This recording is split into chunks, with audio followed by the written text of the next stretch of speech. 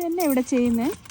നമ്മുടെ ലെസ്റ്ററിലുള്ള ഫ്രണ്ടിന്റെ വണ്ടിയുടെ ഫ്രണ്ട് ഗ്ലാസും ബാക്ക് ഗ്ലാസും തല്ലി പൊട്ടിച്ചു.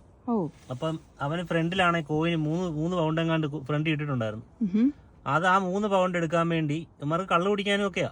വീട്ടിലല്ല, പുറത്ത് പാർക്ക് ചെയ്തിരുന്ന, പേ പാർക്കിംഗ് ചെയ്തിട്ടിരുന്ന. അവിടെ വെച്ച് തല്ലി പൊട്ടിച്ചിട്ട് രാത്രി അവൻ നൈറ്റ് ഷിഫ്റ്റ് ആയിരുന്നു. നൈറ്റ് ഷിഫ്റ്റിന് പോയ സമയത്ത് തല്ലി പൊട്ടിച്ചിട്ട് അതിനകത്ത് നിന്ന് പൈസയും എടുത്ത് കോയിനും എടുത്തിട്ട് പോയി കളഞ്ഞു.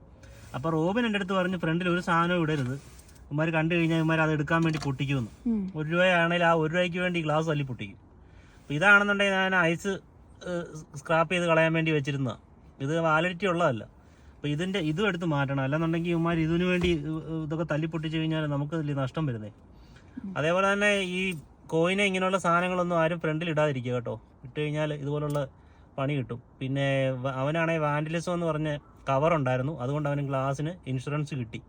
അപ്പം വാൻഡലിസം കവറും കൂടെ എടുക്കുന്നത് ബെറ്റർ ആയിരിക്കും. ഞാനിതുവരെ എടുത്തിട്ടില്ല, എനിക്കിനി എടുക്കണം അത്. അപ്പം താങ്ക് യു.